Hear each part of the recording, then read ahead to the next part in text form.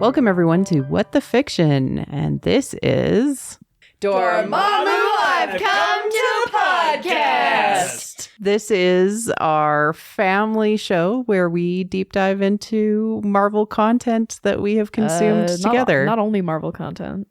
We've only talked about Marvel content with Dormammu have come to podcast. I wanted to do Suzume, but well, you and I can go and watch the movie again, and then we'll talk about Suzume together. Yay! Yeah, I'll join you on the chair hiatus. We're all three-legged chair stands here, so I am a three-legged chair stand. This is a side diversion. We're here to talk about Suzume. No, Spider-Man Across the Spider-Verse. Across the Spider-Verse. This will be a full spoiler conversation as we talk about the movie. I have a lot of thoughts together. Please do not sue us for telling you that it was spoilers if you haven't seen it already. We watched it earlier in theaters. Why would anyone sue us? I don't know what his interpretation of the law I'm is. making a joke. That seems really intense. It's been a while since we've talked about a Marvel property, so let's do it. Across the Spider-Verse, we all enjoyed. It was really good. Good. I really liked it. Good. I have a lot of deep thoughts, but it's a good, solid movie. It's darker than the first movie, I think, but that's kind of a theme with Marvel lately, is that it's really challenging the wholesome perceptions of all of the wholesome movies. The sequels get really dark. My initial reactions were I thought that it was gonna be it was gonna end on a cliffhanger because it takes a long time to animate in so many different styles. Mm-hmm. And the chase scene had so many different things that were moving. Which chase scene? Every all single of them. one. Especially the end one, right? The main climactic Spider-Man, all spider people. Yeah, that one. Yeah. Spider people. That one had just so much to do. I don't know. Have you guys? Neither of you guys have seen Arachnophobia, and I don't think Marie Claire has seen that movie either. No. There is a scene where, at the very end, all of the spider babies of the very, very poisonous tarantula and the little garden spider, the babies of those two spiders mating, are born and scuttle out, and it was very much that for that's the great. Spider-Man chase scene. Yeah. Of spider people. Anything else? I also thought that the movie's ending on a cliffhanger and having no end credit scene and just everyone inside the movie theaters going, come on! There was a group of teenage boys that were in an entire row, and the collective consensus of them was no! Everyone was like, no! It was so funny. it was, I was kind of imagining this was Back to the Future 2.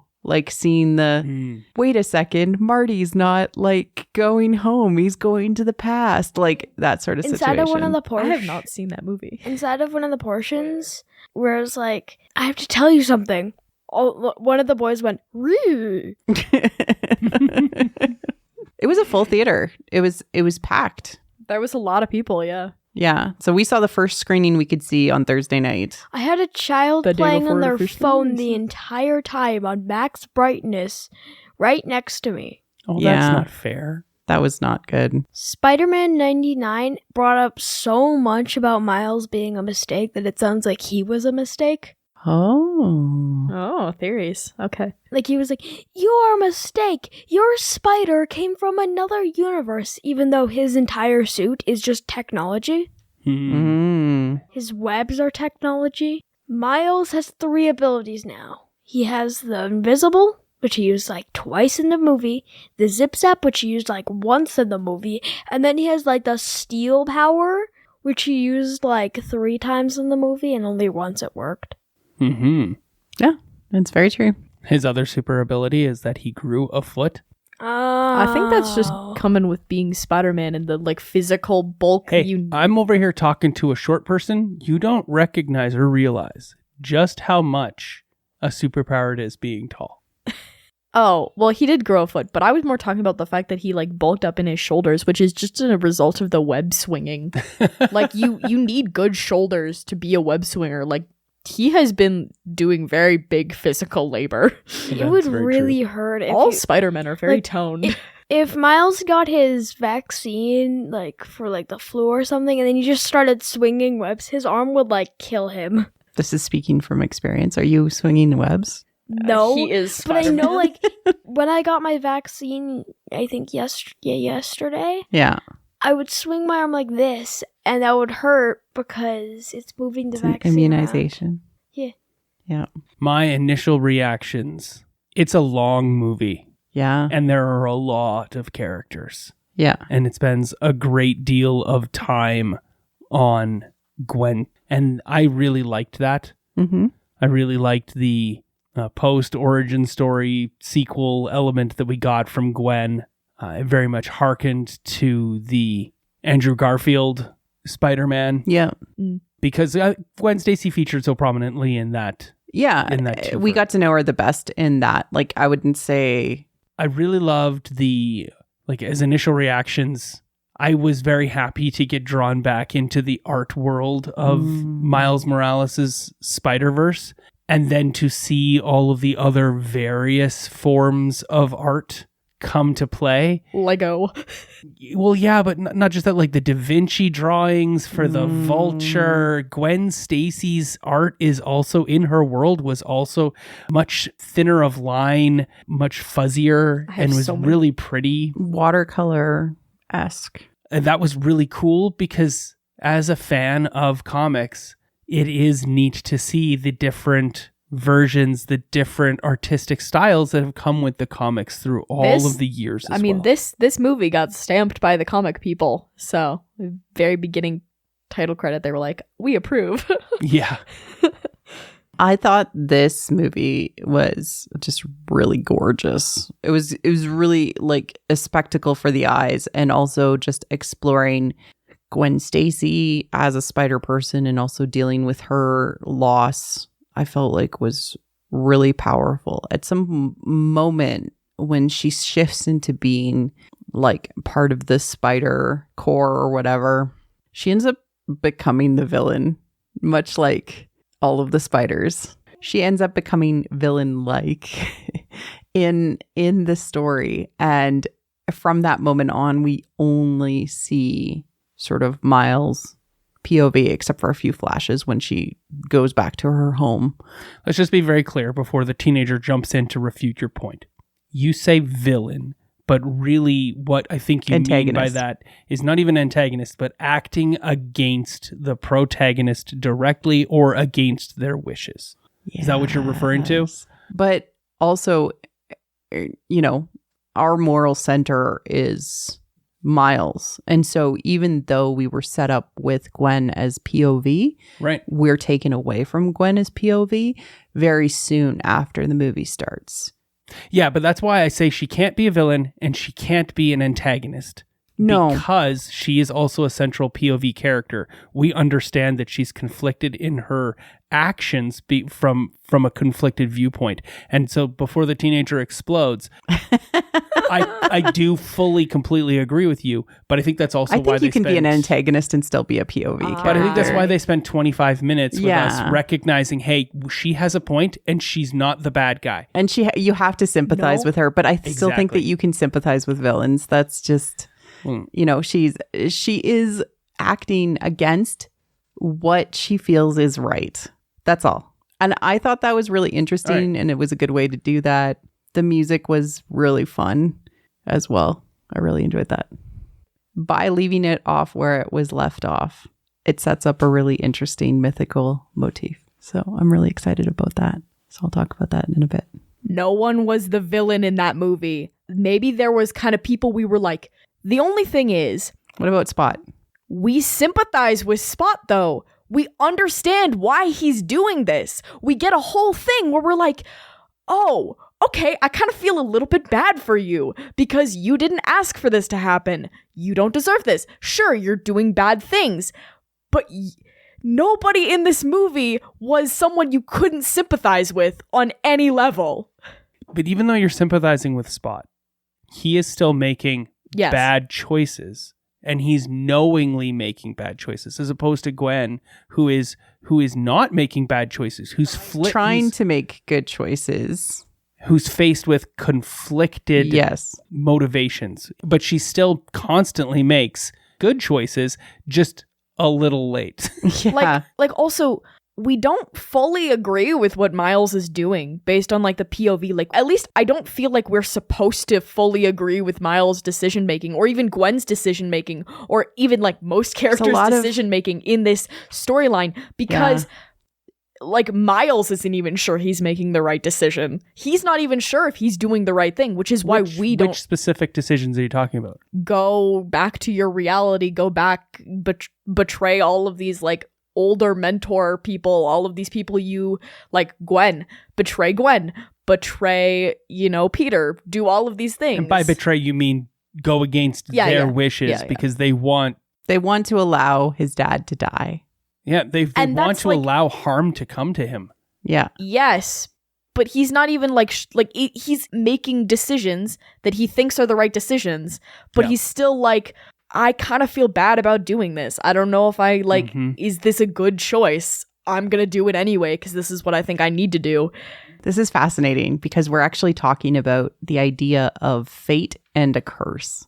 Yeah. That spider people are under a curse, an assumptive curse, that they cannot be heroes without having tragedy. And specifically, an uncle and a captain die. Yeah, specifically those things, yes. Your uncle must die, your captain must die. Yeah. And probably a girlfriend. Yeah, probably a girlfriend. Maybe two of those maybe three? you marry the love of your dreams, maybe you don't. Is it two of those three? Yeah, like what is the key? mean, poor Andrew Garfield. Is that why he was called Dark Garfield? I don't know. I kind of feel like that was why there was a Dark Garfield reference made there. Yeah. Oh, I thought they meant Garfield the cat. I initially thought they meant Garfield the cat as well, but Andrew Garfield was Spider-Man, and he's universally known as like a sweetheart. So Dark Garfield is quite hilarious. Yeah, it is. Also, I had a thought, and then we started talking about Garfield. Would you like some history? Sure. I'll tell you why. Because this is really, really important and blew my mind when I thought about it a little bit more as I was looking up some of these characters. Okay. You know your three main characters who are running around doing the Spider-Man thing? We have three main ones, right? We've got Jess Drew, Spider-Woman. We've got Spider-Punk, Hobie Brown. And we've got Miguel O'Hara, Spider-Man 2099. Those are our three, right? Which, sidebar, was one of the first comics I collected. That's amazing because this is going to be super relevant. Lastly, and this is Ben O'Reilly is thrown into this as like a snippet to make you laugh. Ben O'Reilly is a clone of Peter Parker and existed at the exact same time as Peter Parker. So Ben O'Reilly took over as Spider-Man in the run of Amazing Spider-Man, I think in the 90s. Don't quote me there. I didn't look up to him too much because it wasn't really relevant to me. I never collected Spider-Man graphic novels or comics until Ultimates. When they came out, I was immediately onto that. Those four people I just told you, none of them are Spider-Man. Interesting. All four of them exist in worlds that already have Spider-Man. Jessica Drew does not have a Spider-Man origin story. Jessica Drew has like poison powers, and connection to spiders is by way of the high evolutionary messing with her genetics in the 1960s at the same time as Spider-Man existed. She has zero connection to Spider-Man.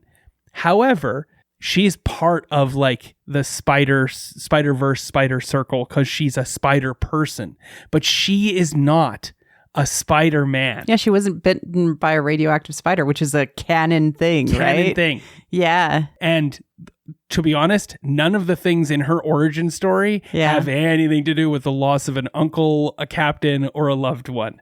Like, crazy stuff in her origin story. So we have Jess Drew, and she just drives around on a motorcycle, hangs out in the background, talks to people.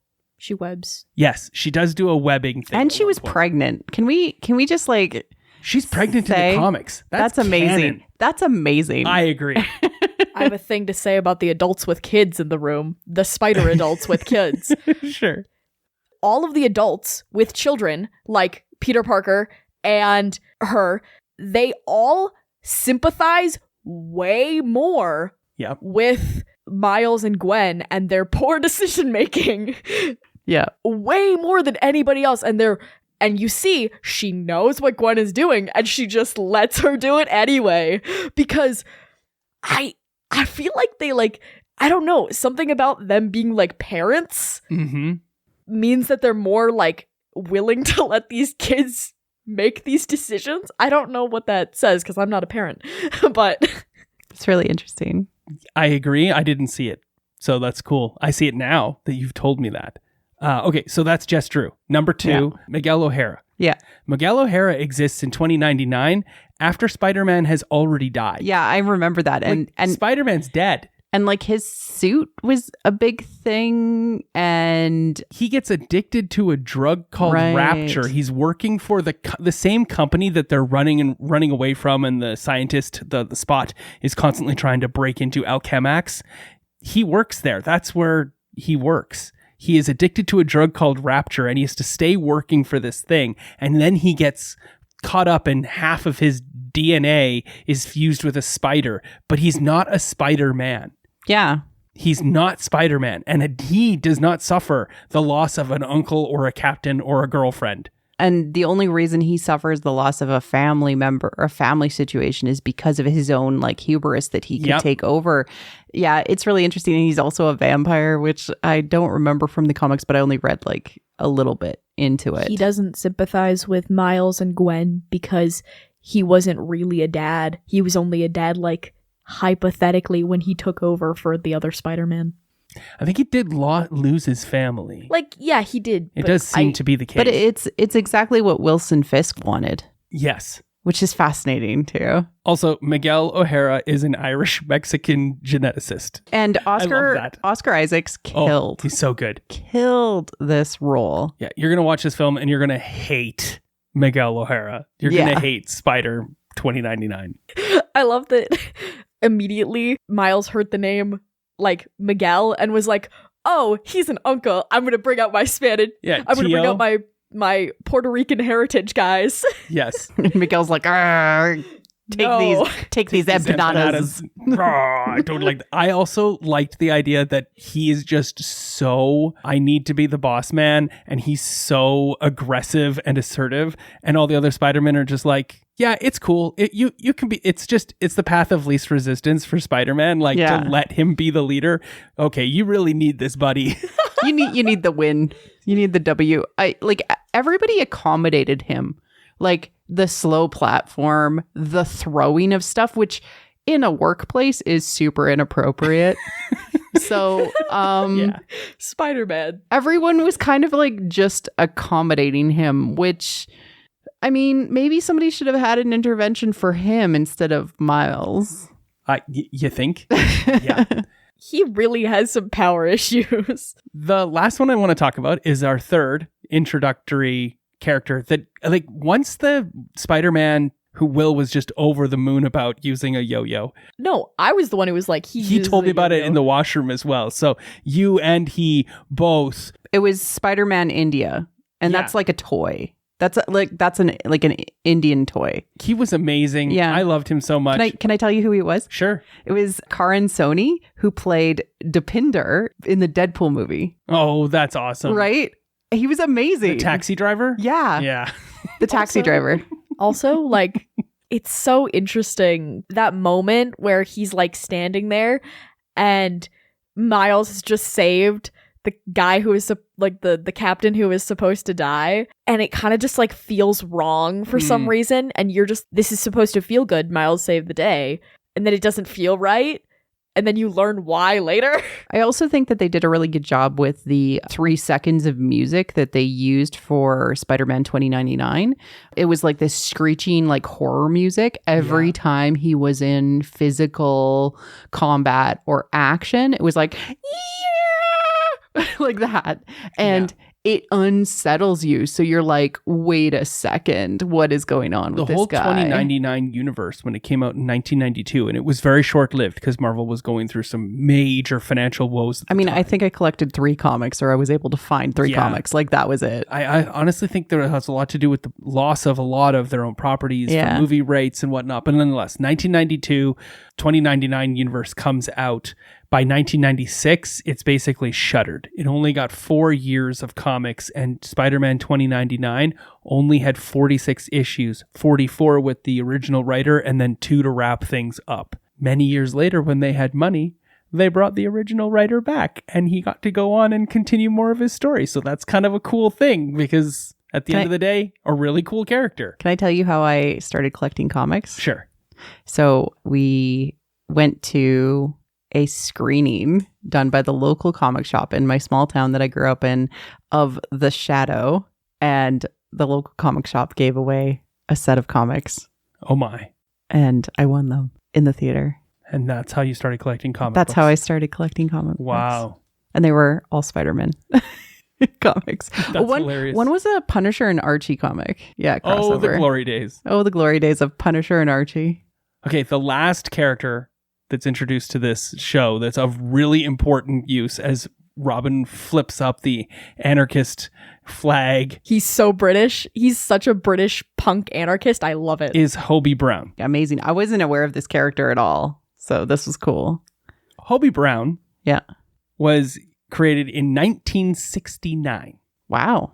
Yes, he was an African-American prodigy, young kid who was a techno wizard who got into doing some petty thievery in his first 2 comic books, and he was known as the Prowler. Oh, interesting. Hobie Brown is the original Prowler What? and is not Spider-Man at all. I do like the idea that he is Like Spider-Man, Marie Claire's so- face.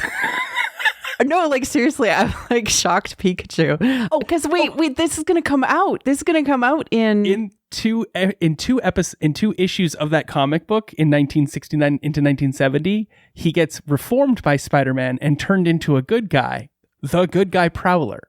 Yes, That's so cool. So is he actually his uncle? Maybe I like have in no another idea. in a Spider-Verse. It's really interesting because the way we hear about Hobie initially is in comparison to Miles. Yep. And also, there's this whole thing where Miles is like slowly realizing like why Gwen likes Hobie. Yep. Because I don't know if anyone remembers this or if I'm losing it or something, but Gwen really, really likes like hard punk rock, like Yeah. I don't care about anyone but myself. I do what I want kind of people. Like she is very into that scene.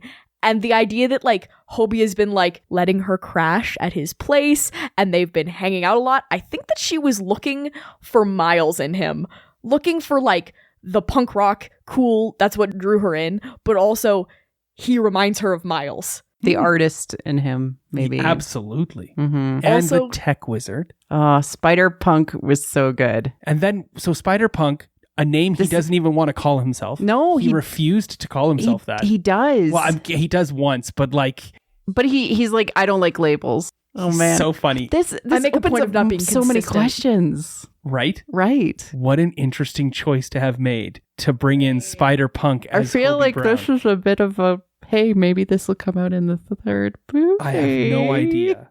Maybe. But that is interesting to see. That how all of these spiders- spider people in across the Spider-Verse in the collection of all of the Spider-Men are not actually Spider-Men. That's actually really interesting because it mirrors the fact that our Miles is not supposed to be a Spider-Man. But also we had like the spider that's radioactive, and then she drives around in the mech that's the spider. Like she's And- a spider person, but she wouldn't classify as a Spider-Man to... Are you Spider? welcome to the Spider-Verse. Miguel, right? Yeah. Like, that's interesting. So We did talk about Gwen, but I had a few final things I wanted to say about Gwen. I think Gwen has the most complete story of the whole thing. She has like an arc, kind of, and we see her go through like a change and go through stuff, and she is definitely a main character now. Like, she was a side character before, and now she's a main character. she was a love interest for Miles, and it was all from his POV previously. And now we see her own POV. Yes, exactly. And she was also kind of a little manic pixie dream girl in Oh, the a first little bit. movie. This like knows so much more, is so much cooler. How could I be so cool to be with a girl? Oh, look, I am worthy. Yeah. Because she likes me. Yeah, the idea of like the projection of the missing femme. He wants to identify and have her respect It him. all comes back to the hero's journey / heroine's journey. Okay, so to that point, I mean, any good story Yeah. has that within it, because that's the story that we inherently want. And those components there too. Also, Gwen's relationship with her father, which is her big like thing, color time. Color theory. I had a thought. It's mostly displayed in warm versus cool colors, right? We see it twice in the movie, like when they're initially fighting and then when they resolute their fight. The person who is reaching out to the other person is in warm colors, and the person who is turning away from them and is often physically turned away from them is in cool colors. And it's like very watercolory, very distant. And then they hug, but there's still that coldness. And then when they finally reach that consensus towards the end of the movie, like, oh, you're not a captain anymore? Oh, Dad, I love you. Oh my gosh. I loved that moment. You're guys. so they're When together. did you quit? I've been gone for months. Halfway through your speech. Mm-hmm. That was really well written. It gets slightly chaotic. It gets like slightly like she's like having a realization, the confusion, the multi different colors, all of the colors are melding, and then it switches into her like Spider-Woman like theme colors, like the pink, the blue, and the white. And do you know what that represents? Sure. That she is now integrated the different disparate pieces of herself that were disparate, and she wasn't able to, but while she was keeping this secret from her dad. Yeah. And the conflict happened. She's resolved her conflict. Yeah. She's now able to be Spider-Woman in her own terms. Yeah, that was my thought, and I was holding on to that the entire time movie. I was like, "Come on, Robin, keep it in your brain, keep it in your brain." It was great. I loved the color theory and what you called out. That was amazing. And so it sort of reflects, much like in comics, how sometimes when there's a more artistic artist at the helm, that it's showing kind of like her internal emotions on the external. I just realized that she's pink and like a cyan Yeah, and white. and black. Spider-Man is red, blue, and black. And like, that is those colors. They're just Also, latent. when Miles is at his like most like frustrated, like, how am I going to escaping? Everything is in black and red. Mm-hmm. And then, it keeps cutting back and forth between Gwen having her storyline in this movie, because she has the most through line story. When that's resolving, Miles is intensely swinging and trying to escape and figure everything out. All right. So I've come around. Mhm. It's dual protagonists. Oh, Yes. There you go. Come around via love it. discussion. So let's talk about Miles for a minute before we dig into Fate, because he is feeling intensely lonely. yes. In fact, that's a through line for all of the Spider-Mens. Yeah. All of Can't the be time. Spider-Man. Spider without being people. Sad. Look, if you have a person inside of you that the world is not allowed to see, Yeah. you are an intensely lonely individual. Huh. And that's why there's a sign above Gwen Stacy's door in her bedroom that you may not have seen that says, "Protect trans kids." Oh. And it came out in Pride Month. I spotted a few trans flags over the course of the movie. Came out in Pride Month. Spider-Man is Lord and Miller, we stand. Yeah. Spider-Man is a metaphor for being queer, guys. Or being someone other than Yeah. society We'll let you be. is letting you be. Mm-hmm. Not just, right? It's so many other things. I mean, Stan Lee was like, Spider-Man can be anybody. So Yep. And I not just cishet white men, guys. I agree. yeah. So it is inherently lonely, and Yeah. Miles Morales is lonely. You can't He be is Spider-Man lonely. without being sad, guys. And he genuinely tries to connect with his roommate who is aware of his spiderness. Yep. But his roommate's like, meh. And so he relies on the memory of Gwen in that, like, I had this like special thing, this special connection with somebody who understood this intense thing that I have to do. And of course he wants that back. It very much differentiates him from the Tom Holland Spider-Man, who has a group of friends. Mm-hmm. Or he may have a secret, but fair. The group of friends knows his secret or knew his secret, and therefore they were in on it and they accepted him for who he was. Even his Aunt May knew. Yeah. This Miles Morales character, no one knows. Or his roommate who doesn't care. Also, I think that this movie really, like, we got the like initial high of which we actually see the initial like joy with the Indian Spider-Man, like that, like, I'm Spider-Man, I'm 6 months in, it's so easy. And that was the first movie, and then this movie is, oh, it actually sucks. It is much harder than I thought it was. I want to point out, because we're still talking about loneliness, but we're also talking about how two people, Gwen and Miles, share the same perspective. And they really show that to us in the movie by having them both sitting upside down and looking out upon the city. As it's upside down. From a perspective that no one else gets to see. And that was beautiful. These two people are the same because they are different. Yep. Ugh. So good. And one thing that comes out over the course of the movie is that the more satisfied spider people are people that have other people in their lives. So Jess, Spider-Woman, has a husband and is pregnant. Is knocked up. And Spider B. Parker, or Spider B. Parker. Peter B. Parker. Peter B. Spider-Man. Peter B. Man. Or Dad Spider now. Spider Dad. Peter B. the man. Yeah, it's so funny because so many people were like, it's Dad bod Spider, like in the original, and then they were like, why not just make him a dad? And then and then he was, and like, but he is gentle and kind and has come to terms with himself and has his kid. Did we ever learn her name? Yeah, her name is Mayday. Mayday? Yeah. Oh. For Aunt May. Oh. And of course, because she's always in danger. So yeah, Mayday. Yeah. And MJ, he has both of them now. And so like that's, to me, like, the loneliness is shown that the solution is you have to trust somebody. Yeah. Right? You have to trust somebody. This isn't Survivor. Yeah. Exactly. If you have people in your life. Do we want to briefly talk about Mir Morales? Oh, as I've named him. I called him Prowler Miles. Prowler Miles. It's interesting because they now both share like a connection with electricity, and so does a lot of the characters in this movie. The characters that are set up to mirror Miles all have a theme of electricity. Woo! I love you, Hobie. Yeah, we can get to that, but I did want to point out, because we got that moment with Peter B. Parker telling Miles that it was Miles himself that made him realize that having a kid isn't as scary or as horrifying a thing, that he can actually do it. And he shared that with Miles. And I Miles thought that was a great. Perfect, typical teenager, 15-year-old of like, yeah, whatever, you're just trying to stall me. Like, I'm trying to have a genuine heart-to-heart with you, man. It's like, yeah, but it's taking time.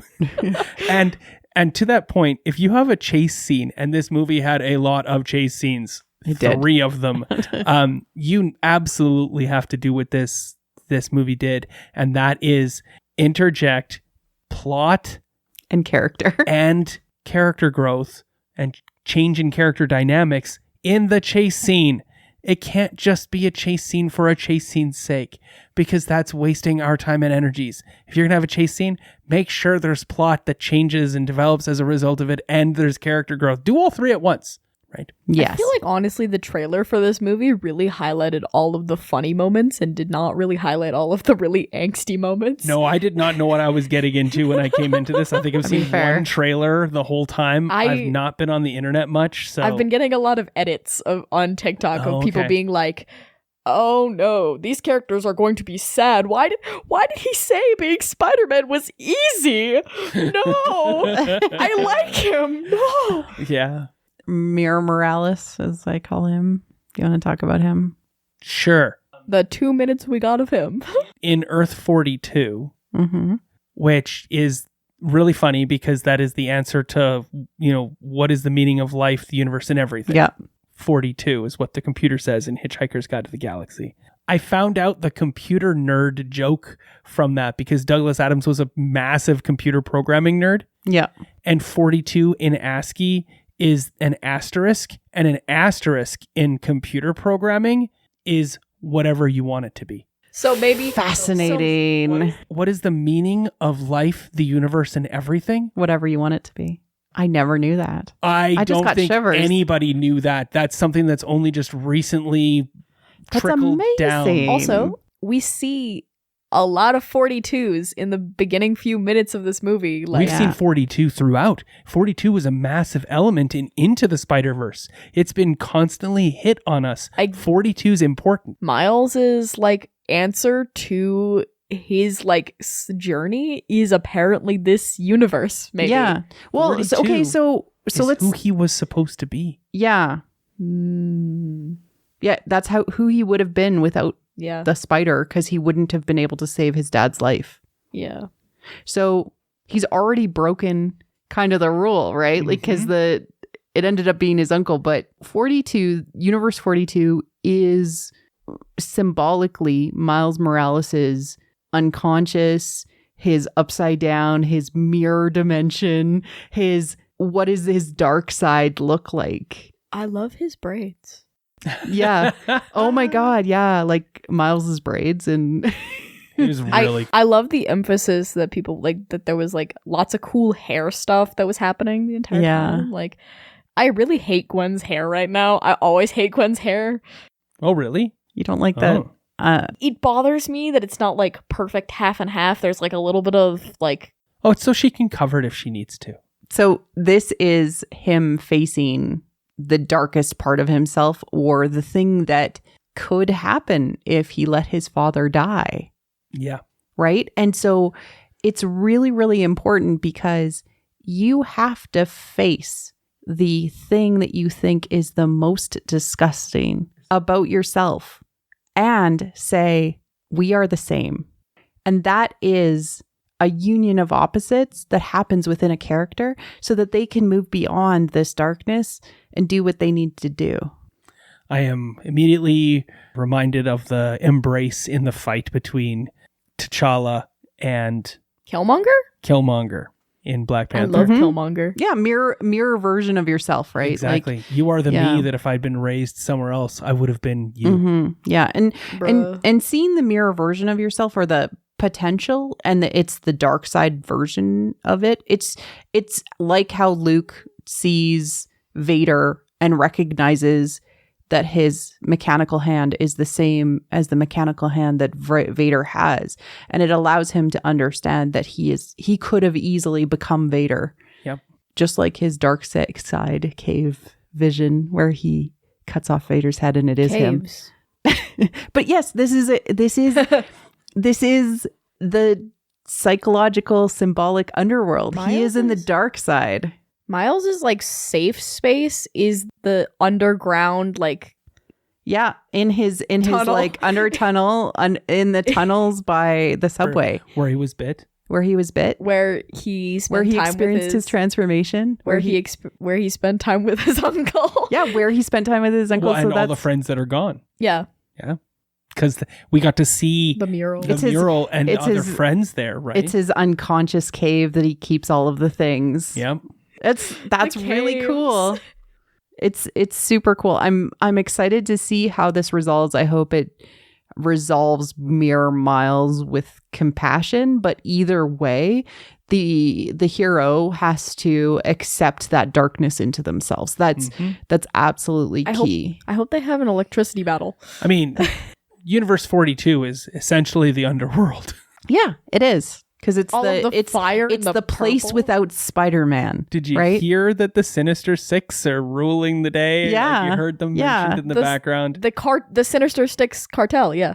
And it is so interesting that this is the world that Kingpin pulled his wife and child from in the first Spider-Man movie. His wife and child are pulled from that and they rebel against him. They cannot understand. He's not their Kingpin. He's not their guy. Yeah. There's so many interesting things that are set up for beyond the Spider-Verse. We have into, across, beyond, yeah. Which is it's a journey. well, it's a triangle. Journey. We're sitting in a triangle. It's a triangle, right? Yeah. And so it creates the idea of sometimes the solution is not a binary if or this, right? This or that. Sometimes it's in the middle, beyond. It's like that Rumi quote. Beyond the ideas of right and wrong, there's a field, and I will meet you there. There's going to be an alternative solution that will be the third way, an alternative path that's going to solve the Spider-Verse. I hope it solves all our problems, and that the third movie doesn't suck. I will tell you this, that there is a Spider-Man Beyond comic book, and the central star to that comic book is Ben O'Reilly. Interesting. Yeah. And there he is talking to the walls and like he seems confused. He's so confused. And now I'm really starting to wonder why. Yeah, is it because he's a clone? I don't know. Could also just be a referential Who is piece. Ben O'Reilly? Ben O'Reilly is the clone of Peter Parker that was Spider-Man. And then when Spider-Man is killed at one point, you realize that it wasn't Peter Parker that was killed. It was actually Ben O'Reilly that was killed. And it's one of those things that they like to do in the Marvel Universe when they kill somebody off. And then you realize, oh, it was actually just their clone. Because all of superhero comic books are honestly just soap operas in beautiful tricolor. Yeah. You're having a child? Yes, exactly. Let's talk about Spot. Sure. Spot, played by Jason Schwartzman. Oh, wait. Are we done with the Prowler and like that stuff? Did you have another Prowler point? I wanted to talk about Donald Glover. Oh, yeah. Briefly. Yeah. That was so we potentially have 4 Prowlers. Exactly. There's a lot of Prowlers in this, this show. The reason that Miles Morales exists is because someone was like, hey, what if we got like Donald Glover to play like Spider-Man? I feel like I heard that somewhere. Is that not right?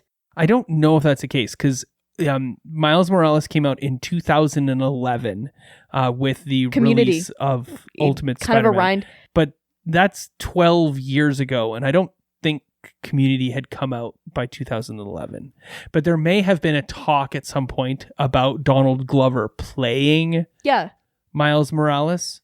Or, sorry, like, people were like, oh, he should play Miles Morales when he was younger. Absolutely. And then, aged out of the role. And so the first movie came out and people were like, oh my God, he's like the perfect age to play the Prowler. Yeah. And there was this like whole thing with him in the background of being like... And he played Miles Morales in Ultimate Spider-Man, the animated show. Oh, interesting. He was the voice for voice of Miles Morales. That makes perfect sense. That might be why you connected to that. And Community was in 2009, so maybe. Anybody know? Anybody know listening? Know the truth of the Miles Morales creation? Community is very old, Dad. I didn't realize it was that old. And Donald Glover at the time when Community was like out was the perfect age to play. Yeah. Troy is a great Miles Morales. I love Troy. And I'm happy you got to play him in like Ultimate Spider-Man animated show. That's cool. But then he was Miles Morales' uncle in the Tom Holland Spider-Man. He is the guy who gets stuck to his trunk. Why is Donald Glover always around Spider-Man? Good question. I'm sure Donald Glover would just say yes if people were like, Do you want to in this be Spider-Man thing? Do you want to be in this thing? And I thought it was a really amazing cameo. What did you think of bringing in live action into this movie? It was so cool. The I thought that reference was to Doctor smart. Strange made me just like giggle. You I know, was like, I have a lot of like question marks about Amy Pascal, but holy hell, did she produce the hell out of some really cool Spider-Man stuff in the last little while. Yeah. I liked Lego Spider-Man. Phil Lord and Christopher Miller did the Lego movie. I love the Lego So movie. it is like their way of bringing that into the Spider-Man universe. I noticed it particularly with the Lego, but they play with frame rates a lot in this thing. And Will's not here to say it because he and I both know about this. But in the first movie, like Miles is on a different frame rate, like animated on a different frame rate than everybody else. And then when he like finally realizes like his true power, he is on the same frame rate as everybody else. And then like things start, and like depending on how intense the scene is, like things are more like are quicker animated via frame rate. And like I think that continued. And even with the Lego, it was on a different frame rate than like the Lego movie was. There's like a lot, they play with frame rates a lot in this movies. It's a complex movie. As a way to showcase like it's a film technique. Yeah. Because they can't do camera angles or all of these other things the way that like live action can. It's one of the ways that they showcase how a character is growing, feeling, and transitioning. Cool. And we would be amiss to not mention it. All right. Are you ready to talk more about Spot? Spot. Dr. Jonathan Owen. He got played hit in the by face with a bagel. Jason Schwartzman. Who's amazing. Plays an amazing bad guy. Let's be real here. Scott Pilgrim versus the World. He's the incredible final boss in Scott Pilgrim versus the World. I don't know about that. It's great that he is the incredible final boss of what will fundamentally be unimportant, I feel like, at the end of Beyond the Spider-Verse, because he's already a known bad guy when we still have to deal with Miguel O'Hara and his control issues, and we have to deal with Mira Morales. He needs Mira spider Morales therapy. and his uncle in 42. So we'll have to deal with both of those things. It pales in comparison with a guy we know is bad already to begin with. Spot just still feels goofy, even though he's trying to destroy the universe. Yes. The point of Spot is that no one takes him seriously. I will say this, though, for the creator of the bad guy, because he came out in 1984 is when... You seemed super excited when he came on screen.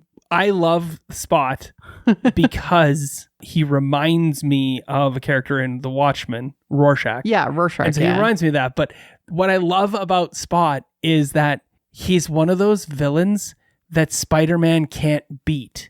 Because Spider-Man is quick to punch. Like, he's so fast that he'll hit you and he'll swing out his webs and he'll web you to the place. But you can't web Spot and you can't punch Spot, because every time you do, you hit a hole that he's moved into the way, and Spider-Man ends up punching himself. So there are several scenes in this that are basically right out of the comic book of Spider-Man punching Spot, but there's another Spider-Man fist coming out the other side, getting himself in the head, or he's webbing Spot and the webs are firing back at him from Spot, and Spot can separate his body, as you saw in so many different points.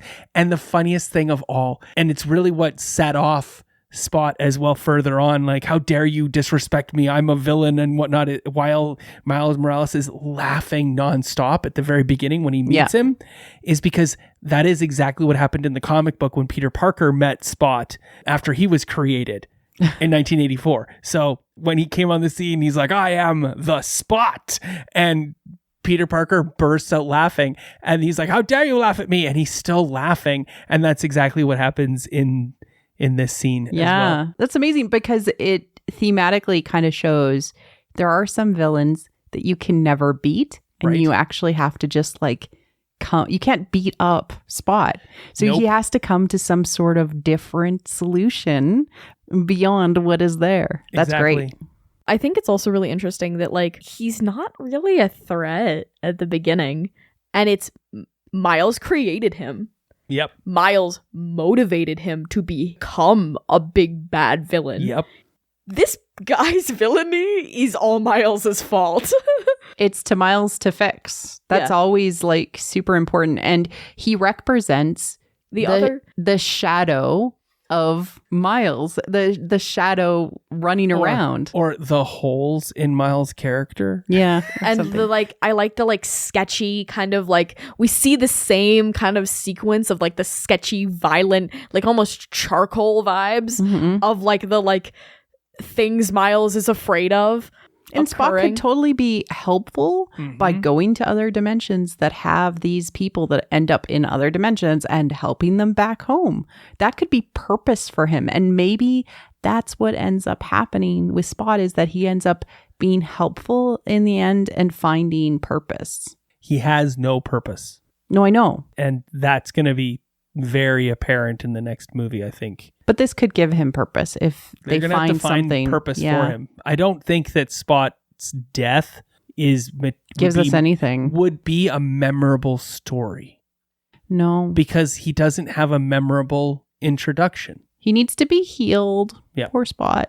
Poor the Spot. The Spot. Oh, it's the Spot? He is TM? the Spot. Okay. The spot that you've injured needs to be put, just slap a Band-Aid on there. He needs to be healed. It's opened wounds. That's symbolically what's happening. Anyway, the only way that Spider-Man can defeat the Spot is by getting him to use up all of his spots, which is what happens, and then he has to go get more spots in the movie. So it's directly relevant to that. But funny thing is once he's used all of the spots to block blows and webs and cars and other things, he's very much just a normal person and easily defeatable. Just punch, punch, punch, and he gets knocked out. So I hope they figure something out cool. Well, he really is cool. So much more than he was in the comics now. He is a full-on multi-dimensional being. And they reveal that sometimes in the comic books too. There's been some good uses of him as a multi-dimensional being because he can touch on these other points. I like that he's also like a scientist, and I feel like that's something that Miles will identify with and potentially like have something to talk about, because his goal, like it's been mentioned throughout this movie that like, I think it was Spider-Punk that said, well, why didn't you make your own? Yep. Like interdimensional transfer. There's lots of... He says that so that when we see his own later on, we know, Hobie had already done I know, but it's also what Miles wants to go to Princeton for. We need more Miles making his own gadgets and being less reliant. We didn't get any of that. We need, like, I feel like we didn't get any of that into... I want Miles doing science, please. Yeah. And I think it's because he'd come into his own, like once, like, you know, you reach the end stage of puberty, you kind of do realize your own personal power and strength and capability. Your body is reliable. And that's the case for Miles. And so we get to see that here. I think we'll see more of his tech side in the third movie. Did you like that he was 15? It was a weird realization. Oh, really? Because when... they said, you're only 15, Miles. Somebody looked over and was like pointing at themselves while looking at me. Hey, that's me. So. And but it's weird because I don't really associate characters with being my age. I'm still like, oh, those characters are much older than I am. I hope movies like these bring a resurgence in tech and science and intelligentsia. There's been such a dearth of smart characters as being good, strong role models. And they've always been like, for the longest time in the late 90s, early 2000s, they were viewed as nerds and kind of the clowns and the beat upon characters. I mean, Iron Man did that a little bit. Like, and I'm hoping, because every character in this movie is smart, capable. They use their brains first, and they're solid with regards to technology, and they show you, hey, go and do these things and study, and you can do bigger. It's always something that's part of Peter Parker's character, is that he is an engineer and he's a nerd. Yeah. Incredibly off topic, but there is a bit of shade thrown at the police in this movie. There should be. Which was, I like that. Throw more shade at the police. Like Gwen and her father in that like final conversation. And then she's like, I know you are a police because you're afraid that if you're not the police, then someone who is worse than you will be. Yeah. Yeah. And I was like, good line. But, and then she talks about like, I need to wear this mask. Yeah. And she's just recently said that. And then we immediately cut to Miguel. Mm-hmm. So what does that tell us?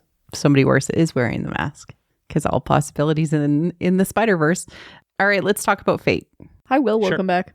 So there's a concept that's introduced in this movie called canon, which is these important moments that must happen to Spider-Man specifically. Yes. To maintain the fabric of the reality that they come from. Or their connection to the web of Spider-Man could also have been the viewpoint. Well, the idea was that what ties them to being a Spider-Man? what happens in Spider-Man India in his universe was they mess up the canon point and then the black spot appears. Yeah. I have thoughts. I don't know if I necessarily agree with yours, though. Like us, so the fate, but also Destiny, and Madame Destiny is a major character in the Spider-Verse. Yeah, and I'm wondering if Destiny has a massive role to play in this.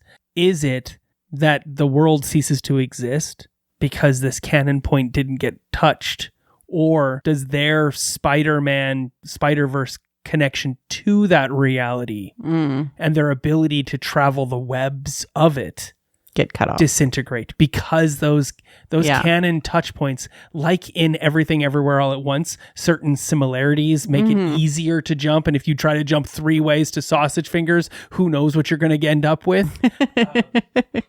Or Lego Spider-Man suddenly. Yeah.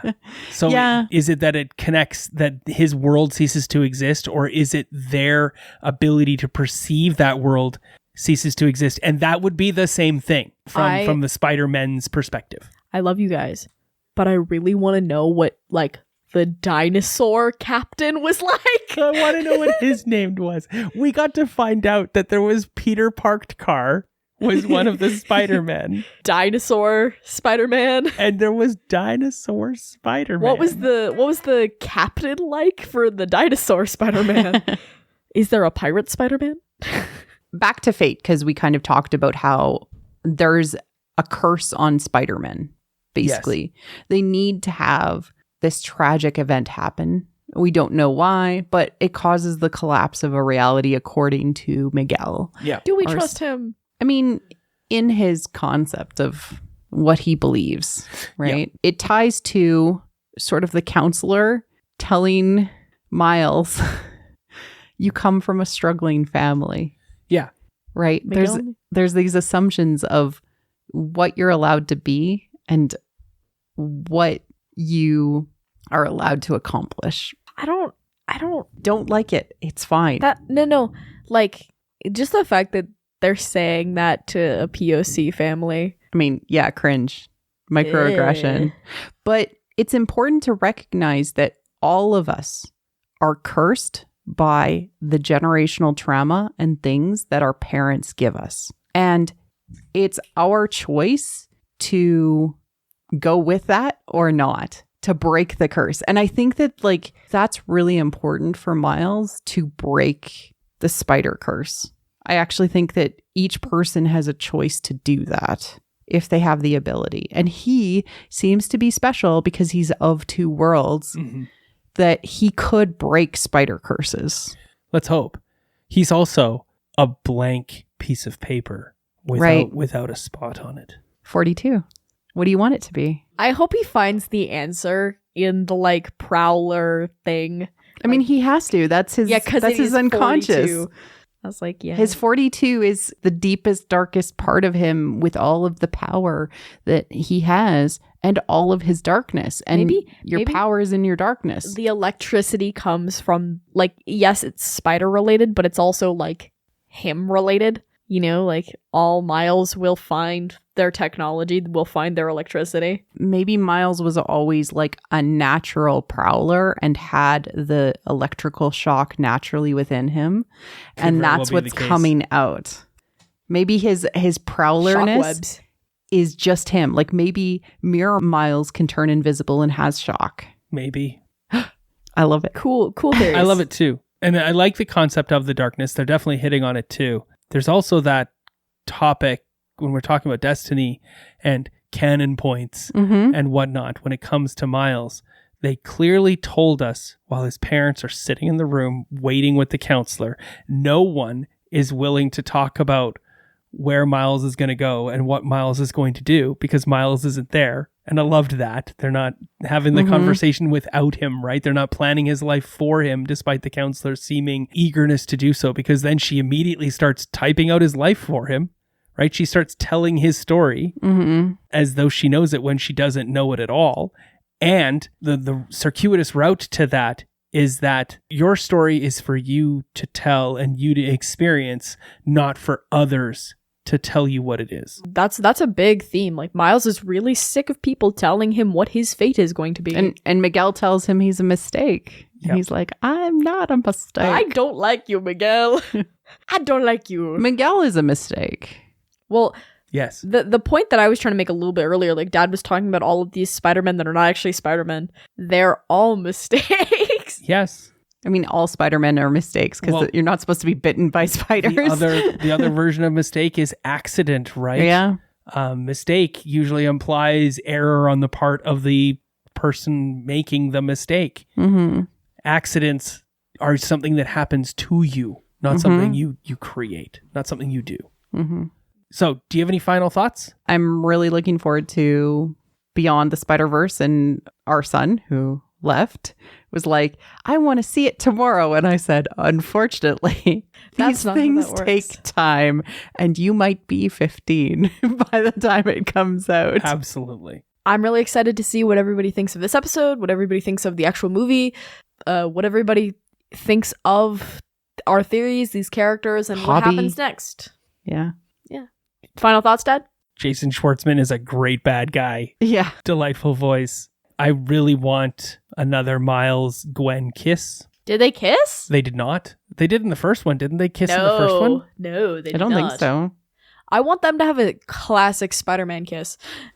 So I really want a Gwen and Miles kiss at the conclusion of all of this. They both have to be upside down. I don't care how they are. I just want this to happen. I like her ponytail. They've been pining for each other for so long. I deserve this, damn it. And Daddy loves Gwen. yeah. You like So, Gwen as a character a lot. we like Spider-Man, and we like all of his friends. This has been Spider-Man and Friends. Dormammu, thanks for recording, guys. Dormammu, where can you leave your at on Twitter? Where can we find you? Hilarious. All right. That wraps up What the Fiction? Dormammu, I've come to the podcast. In Across the Spider-Verse. Cheers.